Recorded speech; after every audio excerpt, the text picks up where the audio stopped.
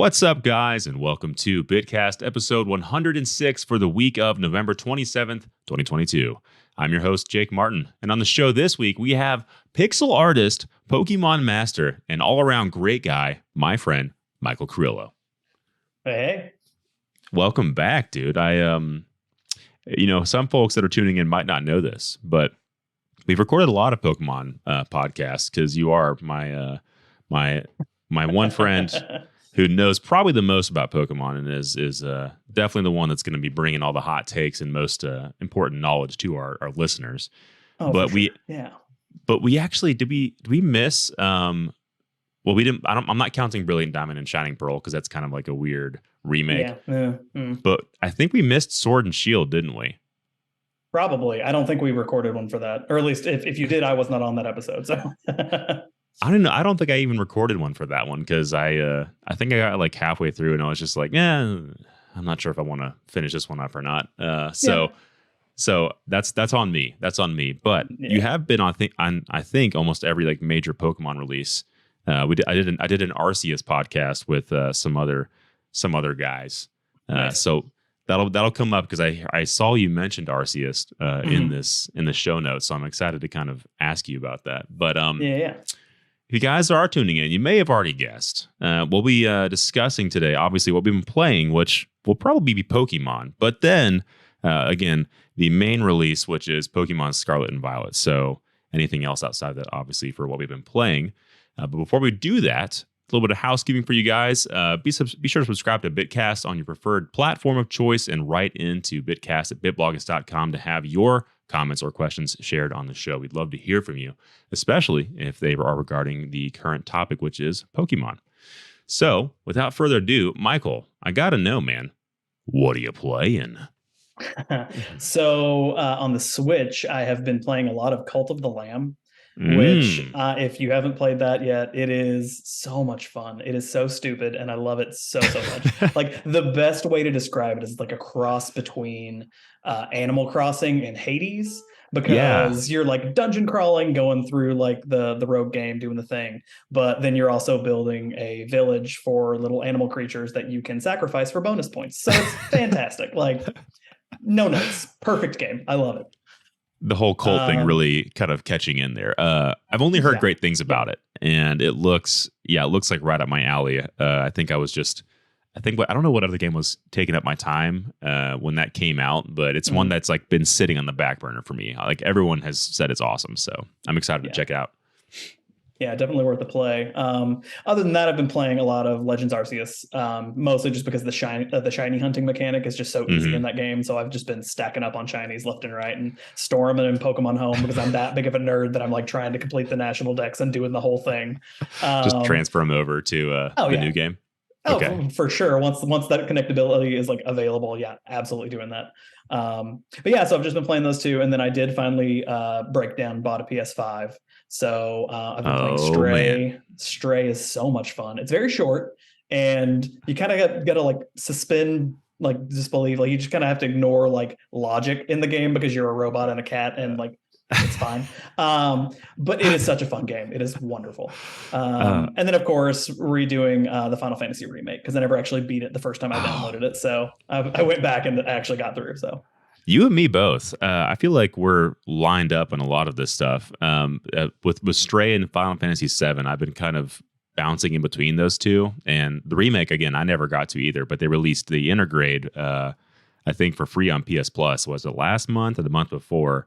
And so, getting that and being able to jump in, and it's so good, man. It's such a good game. And Stray equally as fun. It's a good like chill game to kind of you're just going to kind of play it. And, there's not much to do in that game other than kind of solve some puzzles and sort of get some environmental storytelling, but it's great. It's great. Yeah. And, who wants to, it's like one of the first few games you can play as a cat, so it's kind of fun, right? It's kind of interesting. But before we go to my games, so shiny hunting in Arceus, explain this to me. Why is it easier? Why is it so much easier in Arceus? So I don't know if they actually turned up the shiny encounter rate, like turned up the percentage of like ones that could be shiny. They do a new mechanic in like the free DLC that they released for the game that does massive mass outbreaks. So not only are like one of the Oh, the big things was the mass outbreaks in the game. Well, in this yes. they do like 13 mass outbreaks at once. And so you can just jump from thing to thing to thing to thing, encounter just tons of Pokemon that have a higher chance of being shiny. So like every other time you go out into the field in one of those, you end up getting a shiny. So Dang. it's just been fantastic. What's your favorite shiny? If you had to pick one, is there like one in particular? Like, dang, that's a good looking shiny. Man, I will say I do love shiny Mew because it's just like this baby blue. It's just like this little pink, or Ah, it's like normally it's pink, but it's like the baby blue floating little like alien child. Love it.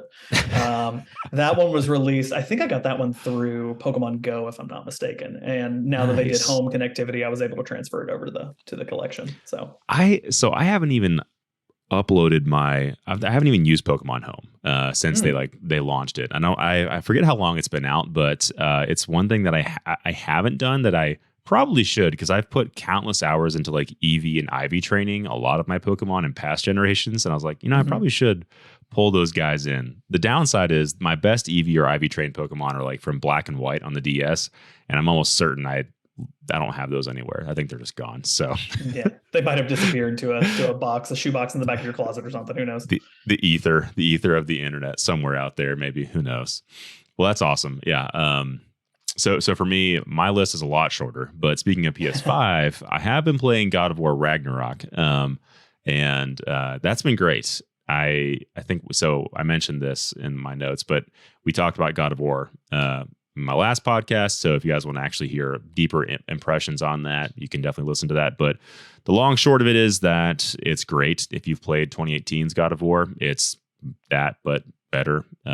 There's just more to do. And from what I've been seeing on discourse on Twitter, I haven't beaten the game. I'm not even close yet, but I've been seeing a lot of folks saying that it kind of drags in like the middle section, and I haven't quite gotten there yet. So a little bit nervous about going back into that, but really Pokemon's been just taking up my time. Like, even when I have had time, I've been more interested in going to play Pokemon as opposed to God of War. So I don't know what that says, but maybe I mean, we had the podcast about it, so obviously there was some due diligence there. But yeah, I've been having fun with Pokemon. So speaking of Pokemon, let's freaking jump right into it. Pokemon Scarlet and Violet impressions. We're going to try and do our best to not spoil anything, really.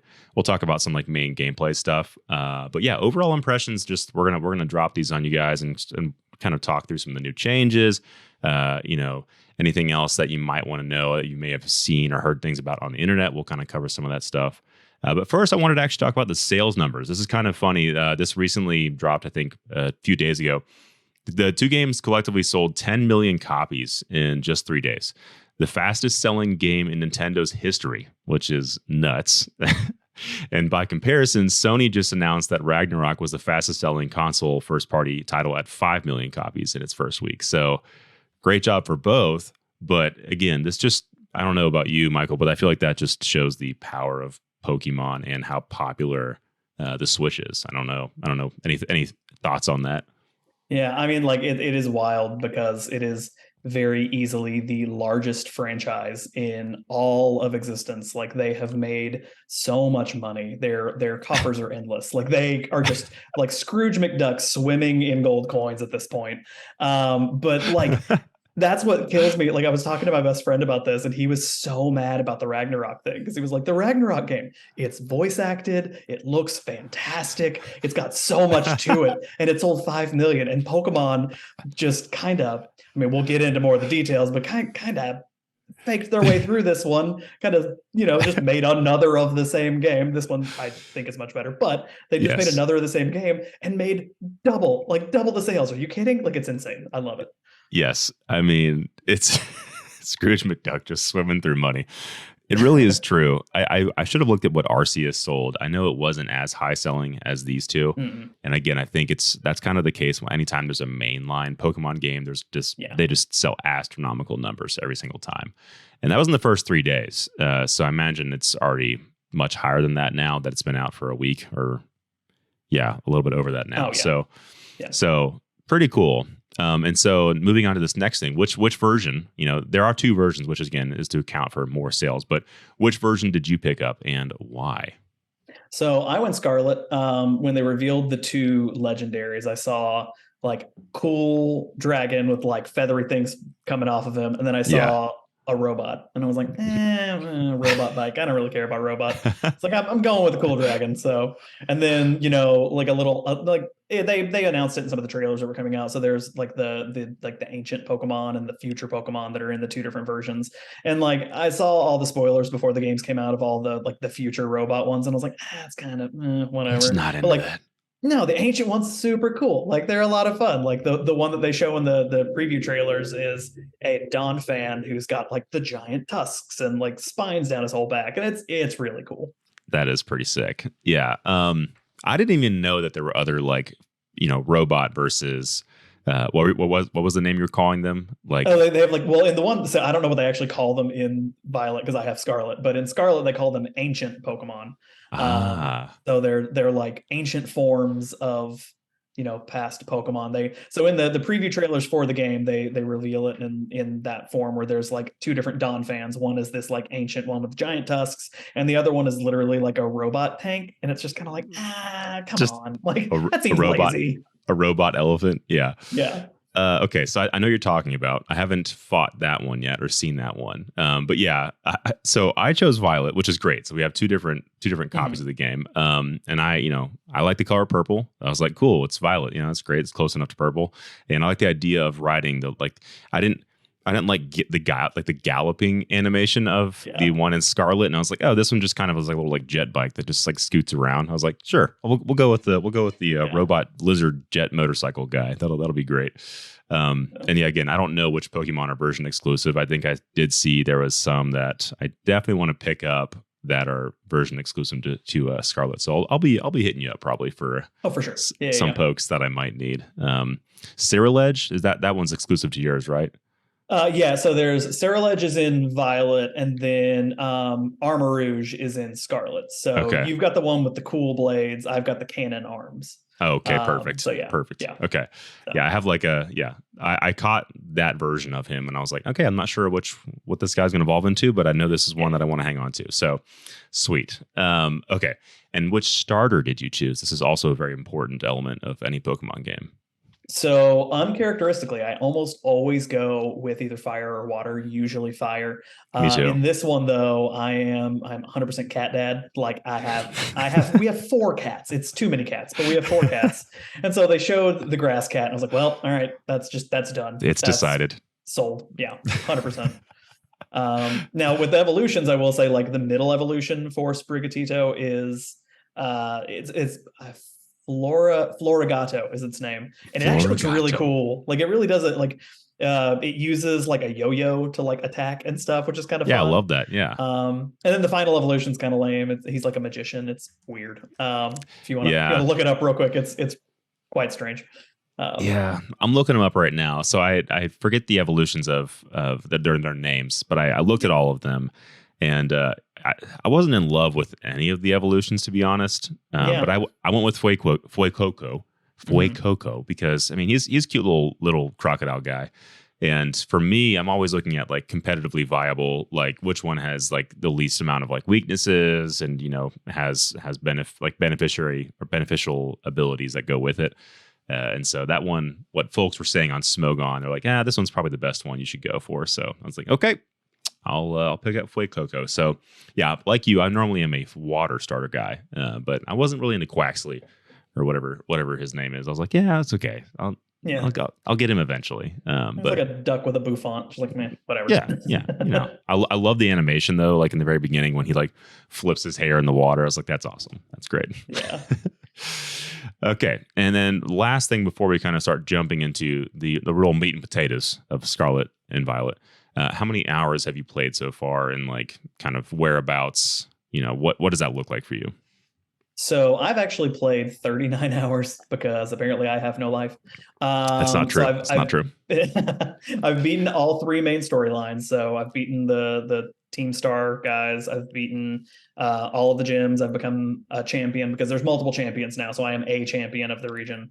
And Nice. I found all the herbs, which is really funny. Once you actually get into like doing the herb ones, that's going to be the one you're going to want to do the most, because we're not going to go over spoilers, but let me tell you, there's something there that you're going to be like, nope, that's what we're doing. We're stopping everything else. We're going straight for the herbs. That's all we're doing from this point out. So Yep. yeah, it's sweet. It's a little heart touching. You're like, oh, I want to help.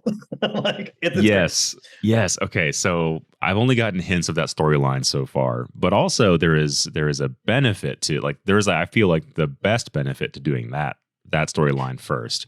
At least from what I'm only beaten one so far and gotten one herb so far, but from the one that I've gotten, I'm like, oh, this is going to be good for me to keep pursuing this. Yeah. Yeah. Well, so it's funny to talk about the herbs, because, like, that's basically, it's how you unlock your different, traversals.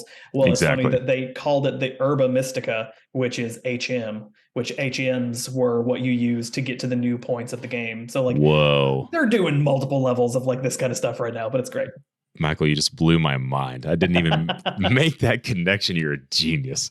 Yeah, I guess that's not really a spoiler, but yeah, the herbs storyline gives you the abilities that you'll need. So, like, yeah, I just got the one that lets me swim, and I was like, oh, nice. Sweet. Okay, so I'll get the one that can let me fly, and I can boost and do different things. So, looking forward to pursuing that, because, yeah, I like exploring. I like checking things out, I like just seeing what's going on.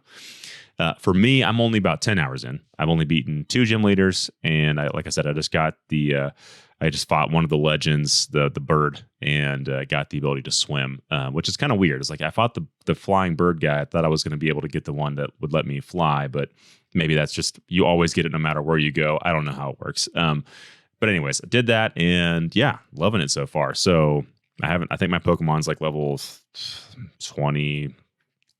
Maybe 25. So I'm not, again, we're not really too far in yet, but we'll start talking about the elements of that, I guess, right now. So performance, we got to talk about this first. Let's get out of the way. Performance is something you've probably seen. Have you experienced any major glitches or, just funny bugs yet that you want to talk about, or just performance in general? Nothing too crazy on mine. Like, I've been seeing videos online that are just comically bad, where like they'll be in the picnic and one of the Pokemon will just like fly into the air out of nowhere, just like disappear into the sky, and you're like, okay, well, cool. Eyes also, like, popping out. I've loved other ones where like you'll send, like, because in the Let's Go feature, you'll send the Pokemon out and it'll just run off a cliff, or like, just different things like that. It's just so good. But I haven't come across any of those personally yet. I will say there was one really funny, like, it was supposed to be like a big battle that was like really exciting that I was in. And it's in the place where it was happening. Like, there were people walking around, like NPCs walking around in the background. Well, like in the middle of the battle, there's this huge explosion of like an attack, and just like an NPC walks out of the explosion past my Pokemon and like off into the background. It's like, okay, cool, I guess. That's fine. It kind of takes you out of the experience a little bit. You're like, all right, well, sure. that's there he is. He's just there. He just got blown up like Ash in the original Pokemon movie. Yeah. Like, all right, well, bye. Okay. Yeah. So for me, yeah, I haven't seen anything as crazy as what's been like going around the internet. However, like the game really just does not run well. It is crazy. Like, it is like stop motion, like animations, not even that far off in the distance. You'll like, I got to the windmill town, and that's one you'll see online a lot, but it's like tick, tick, tick, tick, tick. Like it just looks not great. There's a lot of pop in too. Like, I'll just randomly run into Pokemon on accident, because I didn't see it, and it would like just shut up in front of me randomly. I'm like, okay, cool. I have to fight this thing now. So it's a bummer that that's how it's performing. And my hope is that they'll release a patch or something that kind of improves performance. I've been reading some things. I don't know if you've had that experience on your end or not, or, if that's bothered you at all. Have you noticed that, or is it just like, Yeah, I mean, I've definitely seen the frame rate is just really rough on a lot of the characters that are not you. Like, luckily, your character does really well. Like, for the most part, you don't seem super glitchy. And I will say, I do love like the Pokemon models themselves are Oh honestly the yeah. best we've seen them look ever. Like they remodeled most of them. Like even they changed, if I'm not mistaken, they haven't released it in the game yet technically because it's supposed to be coming out with an event later here in like a few weeks. Yeah. But they have like I've seen the Charizard model online, and it's modeled after like the anime Charizard versus like Oh, that that's lame like awesome. flying one that's been in the past like handful of games. So it like Yeah. they've remodeled them and they look fantastic. Like you can see the fur texture on them or scales, Hmm. or the metal ones actually shine. So like Yes. they put a lot of detail into like the one little thing that actually matters in the game, which is like the Pokemon. But then Mhm. everything else has just completely fallen by the wayside and looks Yes. terrible. Yeah, it's true. The Pokemon themselves and even like the players or the different like NPCs in the game, they look great. Like I mean, the customization options are really cool. And yeah, I think that's why it's such a shame. I was like, it's so like the design is so pretty. Like I can see the Mhm. art in the way they built this. I was like, it just looks like doo doo because it's the game cannot handle like what they've put in here so far. So Yeah. I mean, all that being said, I'm having a ton of fun still with the game, and so I don't think that's what people should really focus on. Like if you're a Pokemon fan, I think this is something that you're already used to. Like performance is not like the thing you're caring about. It's about the Pokemon and just the whole journey of catching pokes and doing stuff. So uh, I think I want to jump into the new stuff about Scarlet and Violet next. So we can kind of move through this and however we like want to. I could list them off and we can kind of just talk about them as we go. Let's do the list. So I don't know how to pronounce this. The main feature, I guess, the big change is terastallizing to I Yeah. don't I think it's the second one. Yeah, terastallizing is what they've been saying online. So terastallizing. So this is where basically your Pokemon can you use this only once per outing, right? You have to go back mhm. to a Pokemon Center to be able to do this again, which is kind of so it's a one use, one trick pony kind of thing. And what it does basically is it imbues your Pokemon with an element, and it basically strengthens that element. So if it's fire, all your fire moves will be stronger. But there's an interesting dynamic where Michael, you can probably speak to this more. Can you actually terastallize? Like I know there's a Pikachu that you can get that has the balloons, so it'll become an air Pokemon or an air based attack essentially. So like explain that a little bit more, terastallizing, like what that actually does, like combat wise. Yeah, so it is actually a really so first of all, I just have to comment. I think so when they turn into like the terrestrialized forms, they turn into a crystal model and they wear a hat. And the Yes. hat is just the dumbest thing I've ever seen. Like why the hat? I don't get it. I don't either. Um, but I will say overall with the actual mechanic itself, it really does open up a lot of room in the competitive scene, like a huge change to the competitive scene because you can suddenly have a Pokemon that is weak against a certain type that you can catch that has the different terraform. So it will Hmm. be able to say you have an Espeon, you can turn it into a fighting type. So then suddenly dark attacks are not going to be super effective against Espeon, and then it's going to have there's a new TM that you can teach your Pokemon. I forget the name of it, but it basically gives you an attack that turns into the type of whatever terraform you're in. Oh And so wow. you can be an Espeon with like a super strong fighting move and just like blast away Wow. any dark Pokemon that tries to come against you. So like there's a lot of twists and turns that it really does. And like and then also like if you do the same typing, you basically just like double stack your power on any kind of type of attack. So Yeah. it really is a really cool concept and a cool feature that will definitely up the competitive scene for sure. Yeah, and I think one thing that I've realized is like in past when they've tried different things like the mega evolutions and different elements, it was almost like a no brainer. It's like why would I not do this? You didn't have to think very much. It basically just made your Pokemon stronger every time. Whereas this one really is like, oh, I can only use this once, and then that's it. And so I have to really be judicious about how I use this. And yeah, I think combining it with type I guess type offsets to make sure you can sort of defend yourself if you have a weakness. That's where I haven't gotten there yet, but I'm really interested to see like how that plays out. So I'm sure I'll go online and get destroyed as soon as I just jump on there. Yeah. Every time I try, some like 9-year-old Korean kid's gonna like wipe the floor with me, no question. But it's fun. I'm having a great time. So yeah, that's really cool. And then this game, a big element that they're pushing is multiplayer. So the ability to have like people join your session and you can kind of roam the world together and do stuff. Have you actually tried this out yet, or? No, I haven't actually played any of the multiplayer yet, which is funny because I think like from the videos I've seen, that's where most of like the major glitches are coming from, is like the game just breaking while trying to have multiple people running around at the same time. And it's really just such a shame because that's one of the biggest features they pushed on this, where they're like, you can play with your friends like in an open world and it's going to be great. But it actually breaks the game even more. Yeah, it's bad. It's rough. Yeah. Well, we should definitely try it out. I maybe like if it's just like if it's 2 people doing co-op as opposed to like 4 at a time. Because I think you can actually do 4 people in one session, which is kind of wild to think about. But I am curious to see how that works. I know that's a big part also of like the Terra Raid stuff and all that jazz. We'll talk about that in a second, actually. So open world element. This is kind of newer, like, again, this is the first implementation of this in a main world title or a main title. We had Arceus, which was the dabble of the open world, but it still felt very much like directed as to where you were going. Like they unlocked new places as you were going along. Whereas this one really is just like, hey, this is the whole map and you can go wherever you want to. And I think, I don't know about you, but I feel like this has worked probably the best so far. I think it's great. Between the Victory Road story, the Starfall Street, which is like, our essential Team Rocket, base kind of idea. And then the Path of Legends, which is like these, the Urba Mystica or these giant like titans that you go fight around the world map. You have plenty to do.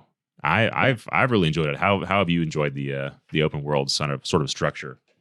So I've actually loved it, and I love for all intents and purposes, it's basically all of these are basically just more gyms. And so overall, there are 18 Pokemon types and there are 18 different typed events that you do. So you basically have a Pokemon game where you have to complete a specific task for all of the Pokemon types. And so you have to have a really diverse team and know what you're going up against. And I've really, really enjoyed just being able to go out there and travel around and see what's near me and just go for it. Yeah, it really does benefit the best from the open world design element, like Breath of the Wild, where you're like, oh, what's that like windmill over there? Well, what's that lighthouse, that tower over there? Or I see this giant like ditch over here, and it looks like there's probably something down there. So I'm gonna go check it out, and you happen upon like a level 50, Hariyama or something like that. I was like, oh my gosh, I can't fight this. So I love that idea in Pokemon, and it really fits because that's the whole idea. You're exploring and catching Pokemon, and I didn't actually make the connection of the 18 different elemental challenges, but yeah, I've already realized like, oh, okay, my fire Pokemon is already kind of not going to help me anymore in these challenges. Like I need a more diverse team already, so I'm having to find Pokemon that I need to like level up now. So that's been really good. Yeah, it's a good balance. Real quick on that, I just thought of this. I didn't mention it in here, but the school mechanic, I don't really understand. I've kind of gone back and checked out classes, but tell me a little more about like your thoughts on the school stuff so far, the academy, UVA Academy. Yeah. So funny enough, I've literally done one class. I went in, did the one class, and I was like, all right, cool. I'm good. Like, that's fine. I don't have to do anything here. Just tips. I don't need this. Yeah. It's fine. Now, there was a really fun one. I saw a video online of somebody saying they took the math class, and in the math class, they were like, oh, you have $2,000 and you need this many Pokeballs that cost $200. How many Pokeballs can you get? And they were like, oh, it's 10. That's not hard. And they failed the question because when you get 10 Pokeballs, they give you a free Premier Ball. So it's actually 11. I was like, are you kidding me right now? Like, really? That's dirty. That is dirty. It's just mean. That is dirty. So yeah, I don't understand exactly what is going to come of the school or the academy stuff, but there is relationships you can build. So like there's like a nurse there, and then there's like the battle trainer lady, and you can actually talk to them, and then like it'll say like, oh, your relationship with so and so has increased, and you're like, okay, what is that? I don't know what that means. I was thinking it was going to be like maybe this is like the route for like EV training or like something like that. That's not at all what it was for. So I think I just wasted my time at the academy, but it's there. it's there if you want to hang out and talk to people and get some free stuff every now and then. So yeah. All right, traversal. This is kind of interesting. So again, we talked about it's a Miraidon and Caridon. Mm-hmm. Okay, those are the two basically vehicles. So you can your Pokemon vehicle legendary guy.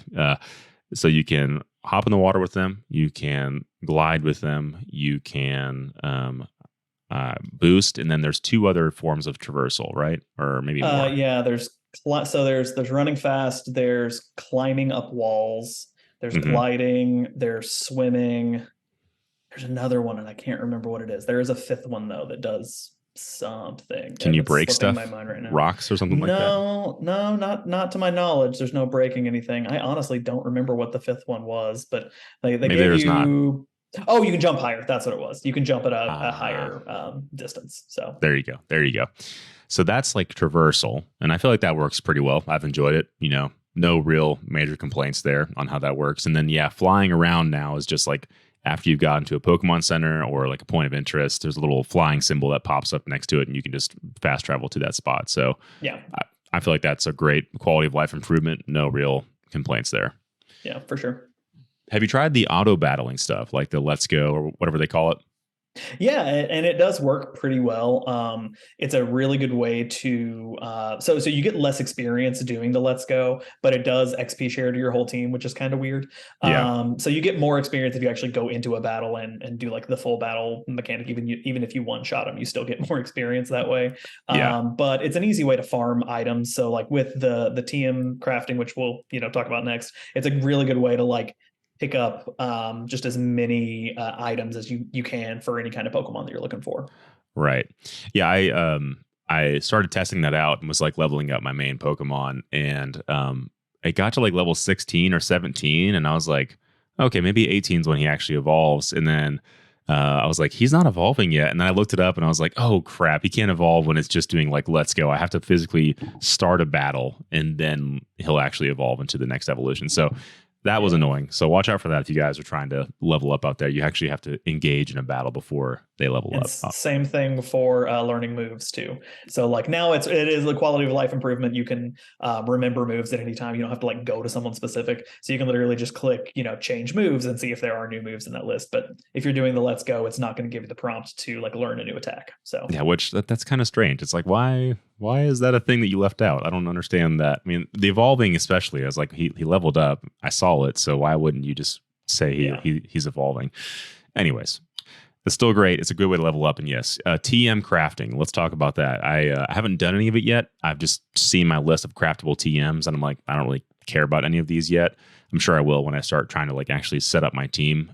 So yeah, has that been a pretty streamlined process? Any complaints there? Anything you like or dislike about that? No, I mean, it's been fine. It hasn't been too hard to find the items that you're looking for necessarily. I will say one of the things that is kind of frustrating is because they don't want to spoil any of like your Pokemon, they won't actually give you the name. Like it'll just give little question marks for like the item that you need. Like, well, it could be anything.